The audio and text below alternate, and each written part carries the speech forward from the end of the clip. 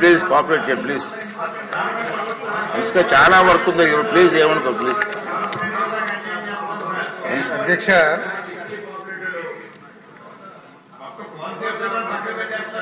అధ్యక్ష, గౌరవ సభ్యులు ఉగ్ర నరసింహారెడ్డి గారు కానివ్వండి, నారాయణ రెడ్డి గారు కానివ్వండి, మాధవి గారు కానివ్వండి, కన్నా లక్ష్మణ్ గారు, మీరు చెప్పినవన్నీ కూడా వాస్తవాలు అధ్యక్ష.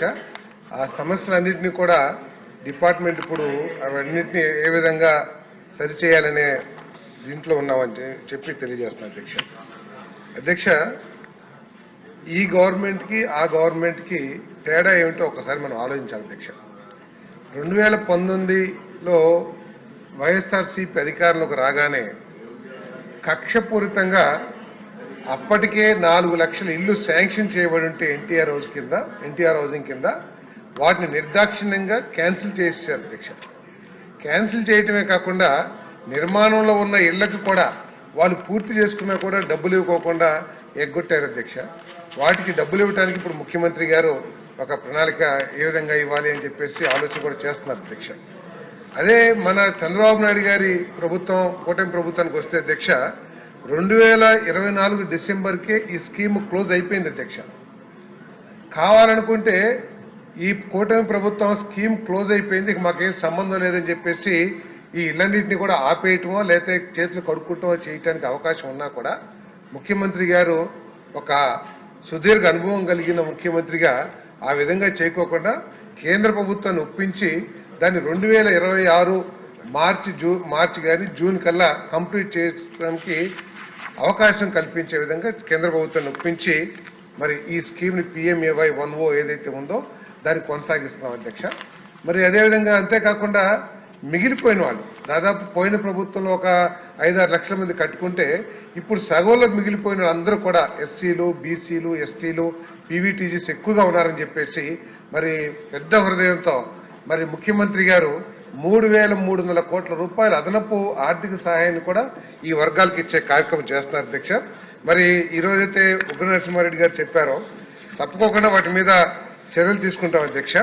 ముఖ్యంగా ఈ ప్రభుత్వం ఏం ఆలోచన చేస్తుందంటే అధ్యక్ష, అందరికీ గృహాలు అనే కార్యక్రమం ఏదైతే ఉందో ముఖ్యమంత్రి గారి లక్ష్యం ఏంటంటే 2029 కల్లా రాష్ట్రంలో అర్హత ఉన్న వాళ్ళందరికీ కూడా ఇల్లు నిర్మాణం చేసి ఇవ్వాలని చెప్పేసి ఆలోచన చేస్తారు అధ్యక్ష. అంతేకాకుండా పట్టణాల్లో 2 సెంట్లు, రూరల్లో 3 సెంట్లు ఇచ్చే కార్యక్రమాన్ని కూడా ప్రభుత్వం ఆలోచించి చేస్తుంది అధ్యక్ష.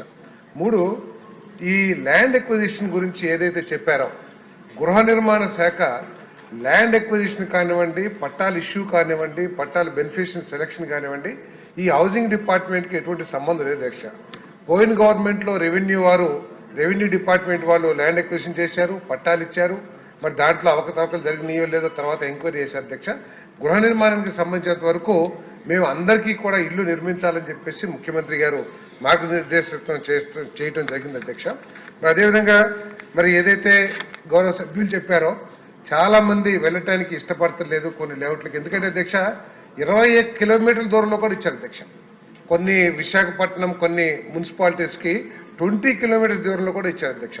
అటువంటి 4,150 సుమారు 4,150 లేఅవుట్లు ఉన్నాయి అధ్యక్ష. దాంట్లో దాదాపు 52,000 ఇల్లులు కూడా శాంక్షన్ చేశారు. అది కూడా ప్రశ్నార్థకంగా ఉంది అధ్యక్ష.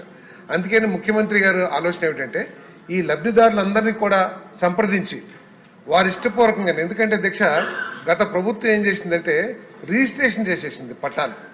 రిజిస్ట్రేషన్ చేయటమే కాకుండా 10 years టైం కూడా ఇచ్చింది అధ్యక్ష. మొట్టమొదటిగా రిజిస్ట్రేషన్ చేసినప్పుడేమో 2 సంవత్సరాలు ఇల్లు కట్టుకునే నిబంధన ఒకటి పెట్టినట్టున్నారు అధ్యక్ష.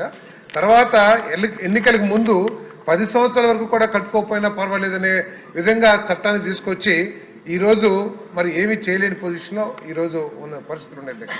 అయినా కూడా లబ్ధిదారులతో చర్చించి వాళ్ళు గనక అందరూ ఒప్పుకుంటే గనక వాళ్ళకి ఈ ప్రభుత్వ ఆలోచన ప్రకారం 2 సెంట్లు 3 సెంట్లు ఇచ్చే కార్యక్రమాలు చేయాలని కూడా ఆలోచన చేస్తాం అధ్యక్ష. ఏదైతే గౌరవ సభ్యులు చెప్పారో తప్పకుండా సచివాలయానికి కూడా తగు సూచనలు ఇస్తామని చెప్పేసి కూడా నేను మనవి చేస్తామని అధ్యక్ష.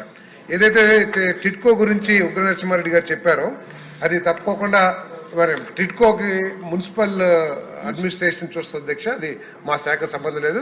తప్పకుండా వారు మున్సిపల్ అడ్మినిస్ట్రేషన్ మినిస్టర్ గారితో మాట్లాడితే ఆ క్వశ్చన్ మీకు సంబంధం లేదు. సంబంధం లేదు వారు అడిగారు. తర్వాత మాధవిరెడ్డి గారు ఒకటి చెప్పారు అధ్యక్ష, ఆధార్ కార్డులు తీసుకుని ఆధార్ కార్డుదారుల సంబంధం లేకోకుండా ఇచ్చారని చెప్పారు అధ్యక్ష. కొన్ని చోట్ల చాలా చోట్ల జరిగినట్లు మరి పులివెందుల్లో కూడా ప్రత్యేకంగా గౌరవ శాసనమండలి సభ్యులు మా దృష్టికి తీసుకొస్తే దాని మీద ఎంక్వైరీ చేశాం అధ్యక్ష, దాని మీద రిపోర్ట్ చేశాం. ఇటువంటి ఏదైనా సరే కడప జిల్లాలో కూడా కడప నియోజకవర్గంలో కూడా ఉంటే వెంటనే ఎంక్వైరీ చేసి మరి తప్పకుండా మేము చర్యలు తీసుకుంటాం. వాటిని అవసరమైతే వాళ్ళకి మళ్ళీ ఇల్లు ఇవ్వటమో లేకపోతే అనర్హత ఎలిజిబిలిటీ లేకోకుండా ఎవరైతే ఆ ఆధార్ కార్డులు పెట్టుకుని ఇల్లు పొందారో అవి క్యాన్సిల్ చేసి వీళ్ళకి ఇవ్వటము ఏదో తప్పకుండా గౌరవ శాసనసభ్యులతో మాట్లాడి చేస్తామని చెప్పేసి తెలియజేస్తాను అధ్యక్ష. అదేవిధంగా కొండ భూములు లేకపోతే వాటర్ బాడీస్ అంటున్నారు అధ్యక్ష. మరి చట్ట ప్రకారం అయితే water bodies notified water bodies అయితే అవి ఇళ్ల పట్టాలు ఇస్తానికి అవకాశం లేదు అధ్యక్ష. ఒకవేళ అటువంటి ఇచ్చుంటే కనుక వాటిని రద్దు చేసైనా సరే మళ్ళీ ఇస్తామని చెప్పేసి కూడా నేను ఈ సందర్భంగా తెలియజేస్తాను. ఓకే అండి. నెక్స్ట్ క్వశ్చన్ 972 అండి. కోర్టులో ఇది వైఎస్ఆర్సీపీ అంటే కోర్టులో ఉన్నాయని చెప్తున్నారు అధ్యక్ష. కోర్టులో ఉంటే కనుక ఆ కోర్టు వ్యాజ్యం ఏంటో తెలుసుకుని దాని మీద తగు చర్యలు తీసుకుంటారు. సమాధానం చెప్పారు. ఇంకేం కావాలంటే మంత్రి గారిని కలిసి మాట్లాడండి సార్. టైం కాదు, సమయం కాదు.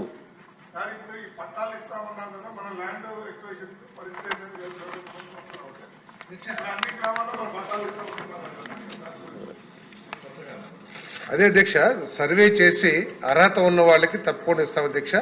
ఏదైతే అనువుకాని లేఅవుట్లు ఉన్నాయో వాళ్ళ కన్సెంట్ తీసుకుని వాళ్ళందరూ కూడా ఒప్పుకుంటే కనుక తప్పకుండా వేరే ల్యాండ్ ఎక్విజిషన్ కూడా చేయడానికి ప్రభుత్వం ఆలోచన చేస్తుంది అధ్యక్ష. ఓకే.